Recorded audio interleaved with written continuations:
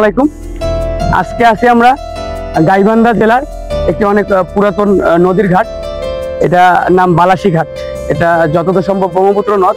এই সাইডে গেছে কুড়িগ্রাম, এই সাইডে গেছে চিলমারি, আবার এই দিকে গেছে হলো আপনার ময়মনসিংহ বাহাদুরাবাদ ঘাট। এই যে আপনাদেরকে ঘাটের পরিবেশ ঘুরে দেখাচ্ছি, দেখেন।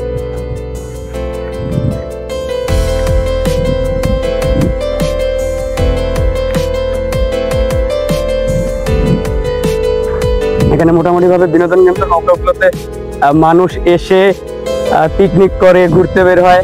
হ্যাঁ, দূরে দেখেন, ওই দূরে কিন্তু চর দেখা যায়। হ্যাঁ, দূরে চর দেখা যায়, ঠিক আছে। এই চরগুলোতে মানুষ ঘুরতে যায়। খুব সুন্দর পরিবেশ কিন্তু এখানে, আপনারা মনোরম মুগ্ধ পরিবেশে আসতে পারবেন। এটা অনেক পুরাতন একটা, আমরা সাধারণত জানি বাংলাদেশে নদ নদীর দেশ বাংলাদেশ, কিন্তু নদী হচ্ছে মেয়ে জাতীয় আর নদ হচ্ছে পুরুষ জাতীয়। তো ঠিক তেমনি এটা কিন্তু একটা নদ। এখানে ঘাট তৈরি করা তাদের সম্ভব হয় না দেখে এটাকে এরকম বাঁধের উপরেই তারা এই নৌ টার্মিনালটাকে পরিচালনা করে থাকেন। এই যে আপনারা দেখতেছেন, আর এটা হচ্ছে নৌ টার্মিনাল অফিস।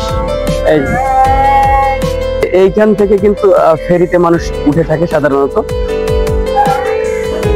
কিন্তু ফেসবুক মিডিয়ায় আমাদের এই ঘাটটার আমরা কম দেখে থাকি, যে প্রচার কম দেখি, কিন্তু মানুষ কিন্তু কম বেশি ঘাটে ঘুরতে আসে। দেখছেন, এই যে এখান থেকে ছোট ছোট দোকান, টিকিট কাউন্টার, খাবারের এবং এইটার আমরা এই পাশ দিয়ে হেঁটে হেঁটে যে এইভাবে যেতে পারবো। এই যে চাচা আসতেছে, দেখছেন, এই যে আরেকজন চাচা যাচ্ছে। হ্যাঁ, তো এটা ঠিক এইভাবেই এইখান দিয়ে এই যে চাচা গেল, ঠিক আছে। তোমাদের নাম কি? কই যাচ্ছ তোমরা? সাঁতার কাটতে কাটতে পাও? এই তোমার ছোট মানুষ,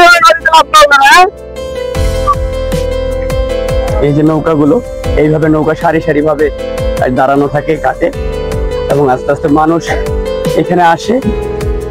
এখান থেকে আপনি নৌকা ভাড়া করবেন, দূরের চরে ঘুরতে যাবেন। অনেক সুন্দর পরিবেশ। সাধারণত নৌবন্দর কর্তৃপক্ষ একটা টার্মিনাল যদি সুন্দরভাবে করে দিতে পারতো, এখানে খুব সুন্দর পরিবেশ হইতো।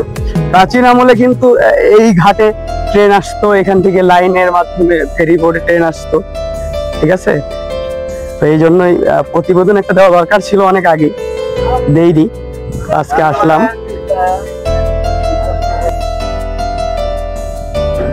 এই যে বর্তমান আমরা যে বোটটাতে আছে, এটা কিন্তু এই ঘাটের ভিতরে মোটামুটি ভাবে সবচেয়ে বড় বোট।